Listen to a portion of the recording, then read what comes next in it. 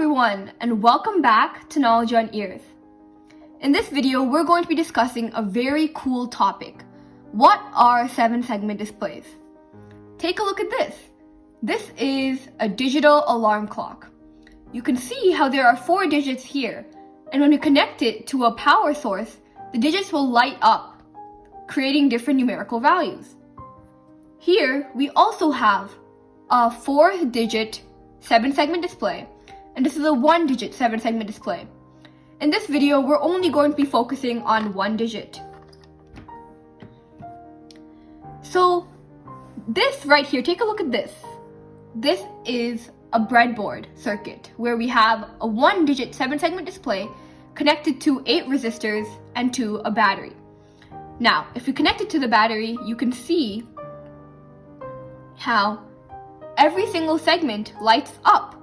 We're going to come back to this experiment and talk about it. But first, what even are 7-segment displays?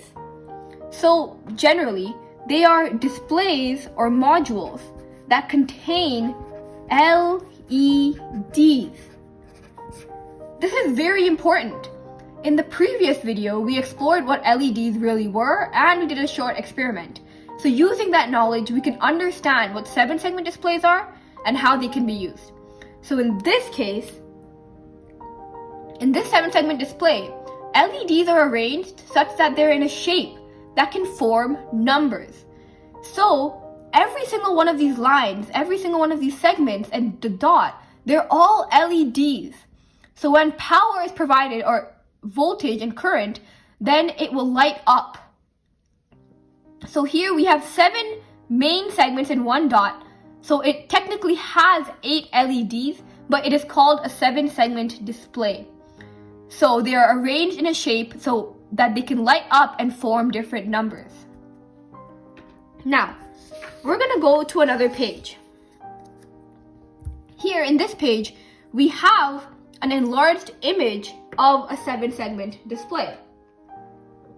So we can see how there are 10 pins right here, and each pin corresponds to one of the segments on the 7-segment display. For example, pin A, B, C, D, E, F, and G, and the decimal point. They all have a pin to correspond to them.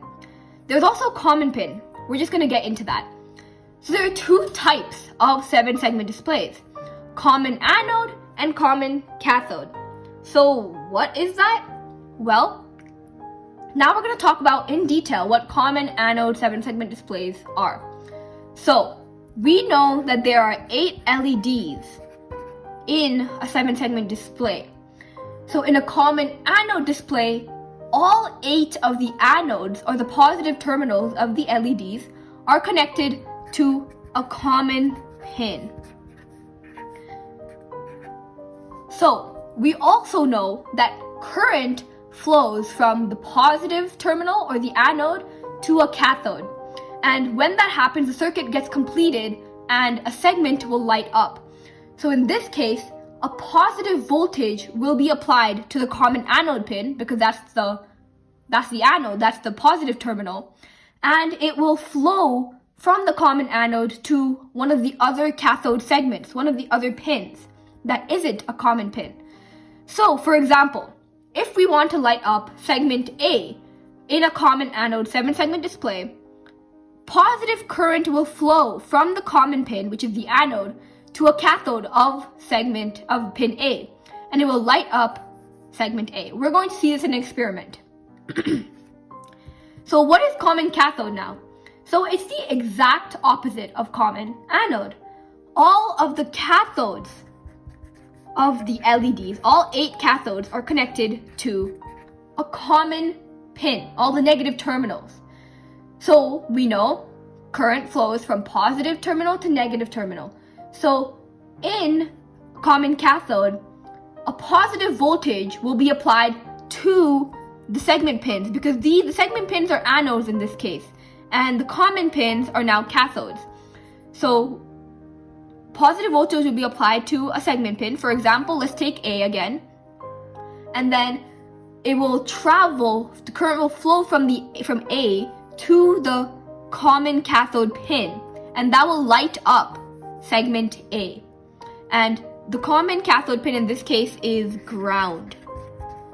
Now we're going to look at an experiment to actually get this inside of our heads. We're going to come back to this right here. So, we have right here the same exact setup. We have our 7-segment display. In this case, it's a common cathode. So, we're going to forget about common anode for a minute and talk about common cathode. So we know the common pin connects to ground. So right here, it connects to the negative side, which is the negative terminal. Currently, right now, the whole thing is being lit up. But if we remove all the connections right here, now we're going to understand what is going on in a common cathode 7-segment display. So let's say we want to light up pin A. Pin A is the 4th pin.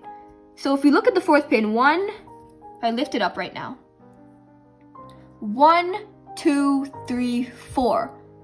So it's this pin right here. So I'm going to look at that pin, I'm going to find out where it goes. That is the 7th resistor. So it's this pin right here, this wire. So now, if we connect the wire, which is actually connected to the anode because this is the common cathode pin. So the anode, pin A, and we connect it to the positive source. And then connect it to the battery.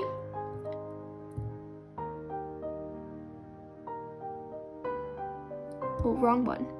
There we go. Connect to the battery. We can see that segment A lights up. This is taking the whole connection. It's taking the connection, the circuit, and it's making the connection. So as we said earlier, a positive voltage is applied to one of the segment pins. So in this case, the segment pin is A. It's pin A. Positive voltage is applied to that pin. And then the current flows from the anode of the LED to the common cathode, which goes to ground. So this is creating the connection. It's making sure that A lights up. We can do this for any pin. We can do this for B. Look, let's try B. So now B is the 5th one. So if we take the 5th one, we track that over there. It's the 8th pin. So we take the 8th pin and we light it up. We put it down, connect to the cathode, and now we connect this whole thing. We can see B lights up. That is B right here. B is lighting up. So we just have to make the connection. We have to connect it so this works out. Now, hopefully that is understood. Now what we did in this experiment was done manually. I used wires to connect the 7-segment display and the resistors and the battery. But when we use computers or microprocessors to program and change the numerical value on the display, we are doing it digitally. For example, when we were using something like Arduino, we are programming the Arduino to turn a segment on or off, 1 or 0. So when a certain segment has a state of 1, it means that the voltage source is on. So the segment will light up. When it is off, the segment has a state of 0, and the segment does not light up. So with these zeros and ones, we can create numbers. So for example, let's say we want to create the number, let's do the number 3. So the number 3, if we take a look at this page again, right here, for number 3, we have to light up A, B, G, C, and D. That creates 3. So for this, what will happen is that A will be on. A will be 1 right here. B will be on. C will be on. D will also be on because we need A, B, C, D, and G. E will not be on, so 0. F will not be on, and G will be on. This creates the number 3. We can do this for a lot of other numbers.